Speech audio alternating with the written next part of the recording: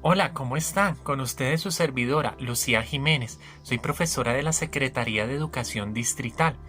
En el día de hoy, con el numeral Museos en Familia, les leeré el capítulo Geografía, Astronomía y Política. Que lo disfruten. Con el inicio del siglo XIX, en pleno apogeo de las reformas borbónicas, Caldas empezaba a recoger los frutos de su ardua labor como astrónomo y naturalista. Como hemos visto, en agosto de 1801, nuestro científico estableció contacto epistolar con Mutis, haciendo un recuento de su vida, y este, impresionado por su trabajo científico, le envió 2 barómetros y la obra completa de Carlos Linneo, el famoso naturalista sueco que había sentado las bases para nombrar y clasificar de forma científica las especies de los reinos mineral, vegetal y animal. Además, durante ese mismo año, Caldas había publicado sus mediciones astronómicas para establecer la altura de Guadalupe y había desarrollado un método original para medir la altura sin necesidad de recurrir al barómetro. Este hallazgo jugaría un papel fundamental en las relaciones de Caldas con Humboldt y a la postre sería considerado por los historiadores como uno de los principales aportes científicos del criollo payanés. En la época de Caldas, la forma más fácil de medir la altitud de los lugares se realizaba mediante el barómetro, un aparato que mide la presión atmosférica.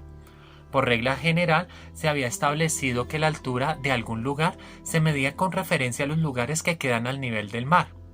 Así, los 2.600 metros de Bogotá quieren decir que esta ciudad está a 2.600 metros arriba de cualquier otra ciudad que se encuentra al lado del mar. En el siglo XVII, un filósofo italiano, Evangelista Torricelli, ideó un pequeño aparato que medía la presión que ejercía la atmósfera sobre una columna de mercurio. En la medida que aumentaba la altitud, la presión disminuía y por lo tanto el barómetro daba una lectura menor. Así, teniendo como referencia la presión registrada al nivel del mar, fue posible medir la presión en otras alturas y, a partir de esta diferencia de presiones, calcular las diferencias de alturas. En otras palabras, se descubrió que la altura de los lugares es proporcional a su presión atmosférica.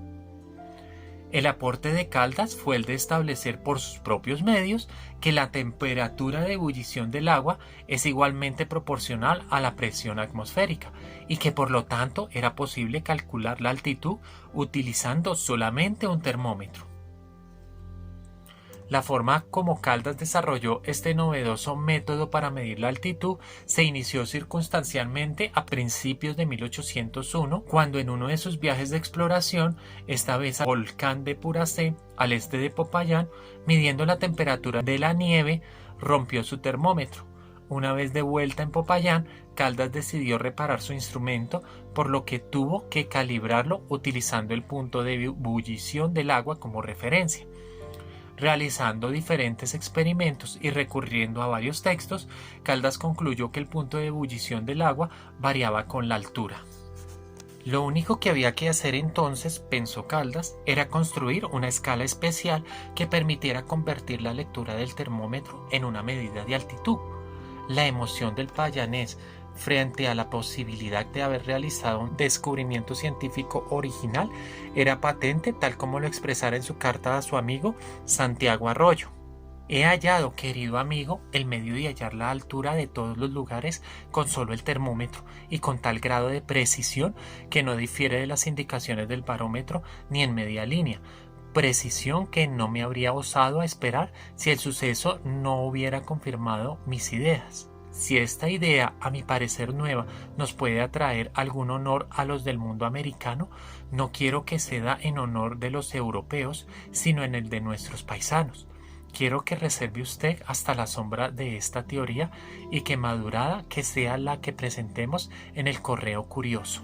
Pero además de la emoción, a Caldas le preocupa profundamente el carácter original de su hallazgo. En los libros que tenía, nada se decía al respecto. Estos eran pocos y era muy posible, opinaba Caldas, que en Europa ya hubieran llegado a sus mismas conclusiones como efectivamente había ocurrido.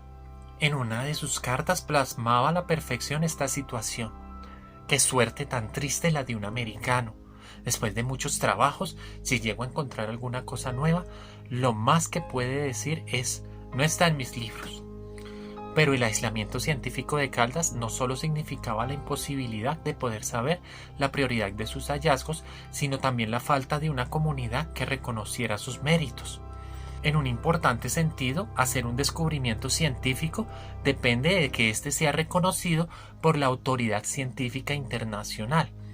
Y en el contexto de Caldas, esa autoridad provenía exclusivamente de Europa.